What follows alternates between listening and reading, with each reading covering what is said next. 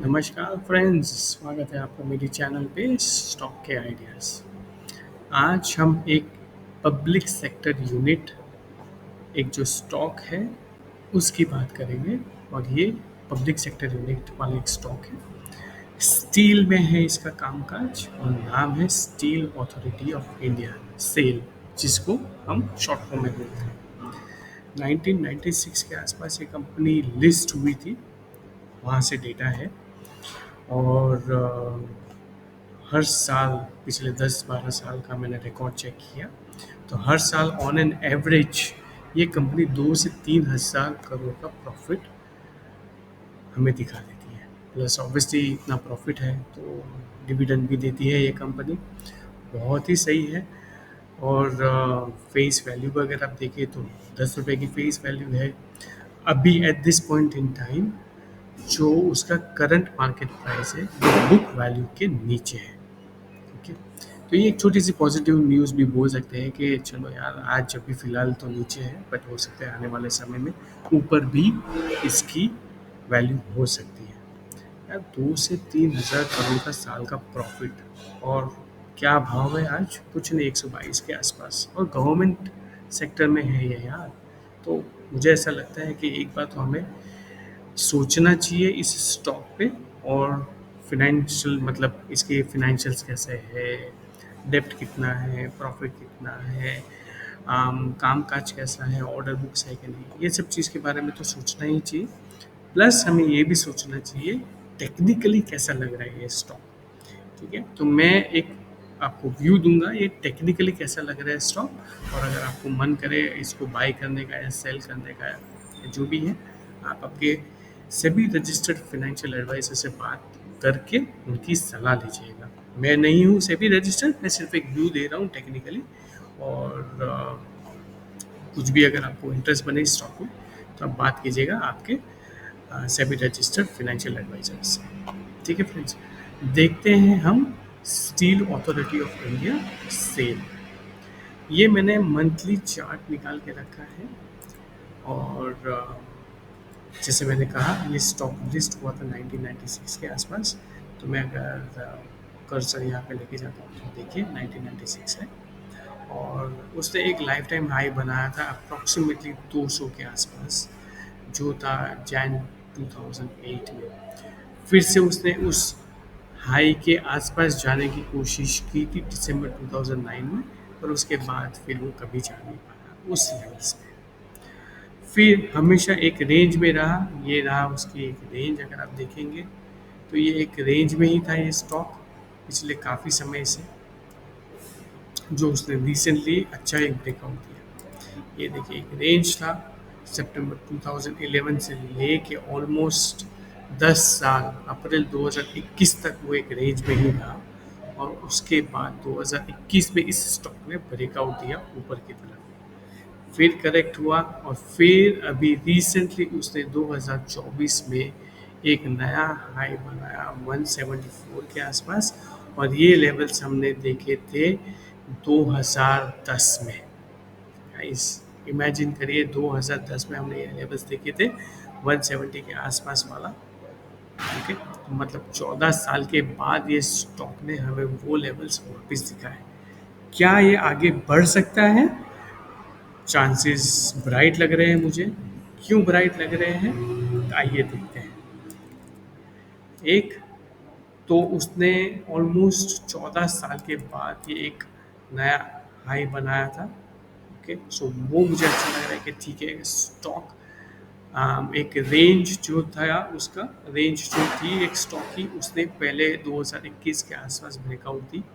और अभी 2024 में इस स्टॉक ने वापस एक ब्रेकआउट दिया, जो मैं इसे कहूँगा कि ये एक रेंज थी, उसने उस रेंज को ब्रेकआउट कर दिया। ओके, तो मुझे लगता है कि ठीक है, ब्रेकआउट हर बार हमेशा अच्छा ही होता है किसी स्टॉक के लिए। पर ब्रेकआउट के साथ साथ कंपनी के रिजल्ट्स, कंपनी के फाइनेंशियल्स, वो सब भी बहुत इंपॉर्टेंट रखता है। ओके, तो ये फिलहाल के लिए लग रहा है कि ठीक है, ये ब्रेकआउट काफ़ी अच्छा था। फिर से करेक्ट हुआ स्टॉक, जो भी रीजंस हो। और ऑब्वियसली सितंबर अक्टूबर 2024 में से तो सभी स्टॉक्स करेक्ट हुए। पर अगर हम देखें तो ये स्टॉक करेक्ट हुआ ऑलमोस्ट 170 172 से लेके 100 तक के आसपास का, मतलब समझ लीजिए ऑलमोस्ट 50-60% का इस स्टॉक ने करेक्शन दिया, जो हर एक स्टॉक ने इस value correction time correction mode में हर एक स्टॉक ने ऑलमोस्ट 40-50% या 60% का करेक्शन दिया हुआ है। तो ये स्टॉक ने भी करेक्शन दिया। और अगर मैं कह सकूँ तो अगर जब मुझे 174 पे अगर इस स्टॉक की वैल्यू लग रही थी 170 के आसपास, तो आज अगर 122 है तो मुझे वैल्यू क्यों नहीं लगनी चाहिए, है कि नहीं गाइस? तो एक बार हमें इस स्टॉक के बारे में सोचना चाहिए। आइए देखते हैं कोई दूसरे ऐसे टेक्निकल्स जिससे ऐसा लगे कि ये स्टॉक अच्छा है बाय करने के लिए या नहीं। मैंने ये मंथली चार्ट खोला है और मैं पहले इसकी एक डिमांड जोन मार्क कर देता हूँ। ये उसकी एक डिमांड जोन है जो मैंने आ, मेरे गुरु से सीखी थी, तो वो मैं आपको मार्क करके दिखा देता हूँ। तो ये इस स्टॉक की ये एक डिमांड जोन हो गई। ओके, तो डिमांड जोन में कभी भी कोई भी स्टॉक आता है तो ज़रूरी नहीं है कि 10 दिन में वो फिर से ऊपर चलना चालू हो जाएगा या 20 दिन में चालू करेगा। स्टॉक कभी भी डिमांड जोन में आता है तो थोड़ा कंसोलिडेट होता है, थोड़ा प्लस माइनस कर करके कंसोलिडेशन होके फिर उस रेंज को वो तोड़ेगा और फिर वो स्टॉक ऊपर चलना चालू करेगा या नीचे जाएगा, डिपेंड्स क्या है, राइट? तो अभी at this point in time ऐसा लग रहा है कि ये स्टॉक जो है डिमांड जोन में आया। मंथली डिमांड जोन की मैं बात कर रहा हूँ, जो है ऑलमोस्ट 125 से लेके 100 रुपये तक का। तो ये जोन में स्टॉक है और अभी आप देखेंगे तो ये कंटिन्यूसली 100 रुपये का जो एक लो है, ओके, जिसने लो बनाया हुआ है वो उसे सपोर्ट कर रहा है, वो उसका रिस्पेक्ट कर रहा है। अगर सिंपल भाषा में कहें तो ये स्टॉक उसे रिस्पेक्ट कर रहा है और वहाँ से वो टर्न होने का ट्राई कर रहे हैं, है ना गाइस? तो पहले तो मैंने मार्क कर दी है यहाँ पे उसकी एक डिमांड जोन, और अभी मैंने यहाँ पे एक मार्क किया है कि वो एक जो उसने लो बनाया है रिसेंटली, वो उसका वो सपोर्ट रिस्पेक्ट कर रहा है बार बार। और रिस्पेक्ट करने के बाद अभी आप देखेंगे तो 100 रुपये वाला जो लो था आज वो स्टॉक है 122 पे। ओके, तो पहली बात तो ये मुझे अच्छी लग रही है कि स्टॉक ने कंसोलिडेशन पिछले समझ लीजिए 6-7 महीने से किया हुआ है। तो नवंबर, दिसंबर, जनवरी, फेब और मार्च और मई, आज हो गया मई ऑलमोस्ट।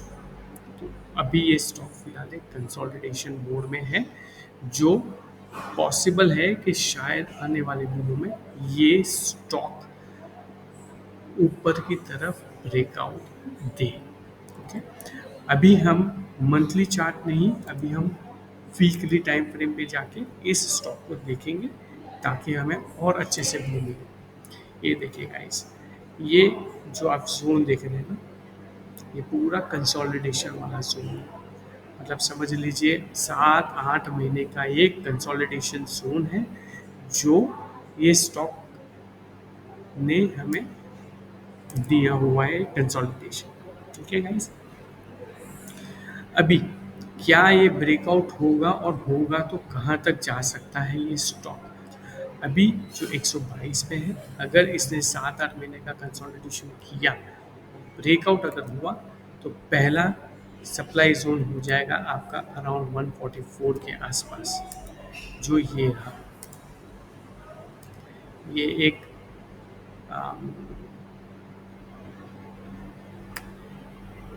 ठीक है, ओके, ये एक जोन है जो मुझे लग रहा है कि अगर ये स्टॉक ऊपर की तरफ ब्रेकआउट देता है हमें, तो ये एक सप्लाई जोन है उसकी, जो है अराउंड 144। ये पहले 144 के आसपास का लेवल टेस्ट करेगा, उसके बाद पॉसिबल है कि ये स्टॉक शायद थोड़ा नीचे आए